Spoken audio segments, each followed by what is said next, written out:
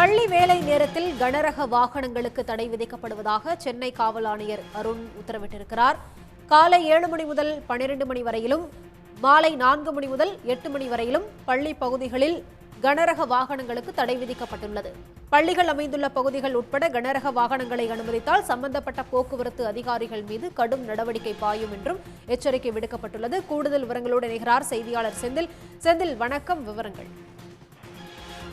சென்னை மாநகரில் குறிப்பாக காலை 7 மணியிலிருந்து 12 மணி வரையிலும், அதேபோல மாலை நேரத்தில் 4 மணியிலிருந்து 8 மணி வரையிலும் குறிப்பாக பள்ளி அமைந்துள்ள பகுதிகள், பொதுமக்கள் அதிகம் கூடும் இடங்களில் கனரக வாகனங்களை அனுமதித்தால் சம்பந்தப்பட்ட போக்குவரத்து காவல் அதிகாரிகள் மீது கடுமையான நடவடிக்கை எடுக்கப்படும் என சென்னை மாநகர காவல் ஆணையர் அருண் எச்சரிக்கை விடுத்துள்ளார். விபத்தின் மூலம்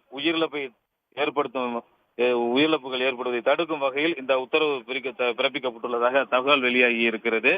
குறைந்தது இந்த வாகனங்களின் ஆவணங்களை சரிபார்த்தல், அதே போல டிரைவர்களின் லைசன்ஸ் உள்ளிட்டவற்றை சரிபார்த்தல் ஆகியவற்றுக்காக குறைந்தது 100 நாட்கள் இந்த வண்டியை ஒப்படைக்கக்கூடாது எனவும் வாய்மொழி உத்தரவு பிறப்பித்திருப்பதாக தகவல் வெளியாகி இருக்கிறது. சென்னை பெரம்பூரில் நேற்று 10 வயது சிறுமி தாய் கண்முன்னே பள்ளிக்கு செல்லும் போது தண்ணீர் டேங்கர் லாரியில் அடிபட்டு இறந்தார்.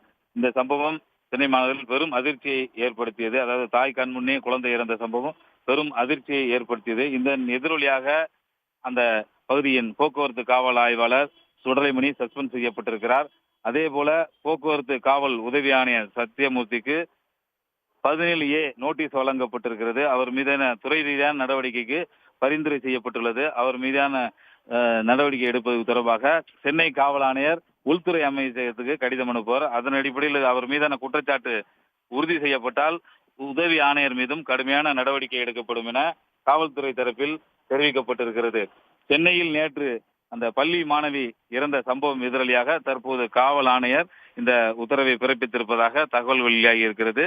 சென்னை மாநகரம் முழுவதுமே போக்குவரத்து காவல் ஆய்வாளர்கள், அதே போல போக்குவரத்து காவலர்கள் தங்கள் பணியில் சிறப்பாக செயல்பட வேண்டும். இந்த வாகனங்களை ஏற்கனவே இந்த அறிவித்த நேரத்தை தவிர மற்ற நேரத்துக்குள் உள்ளே வந்தால் சம்பந்தப்பட்ட காவல் ஆய்வாளர்கள், அதே போல உதவி ஆணையர்கள் மீது கடுமையான நடவடிக்கை எடுக்கப்படும் என சென்னை மாநகர காவல் ஆணையர் எச்சரித்துள்ளார்.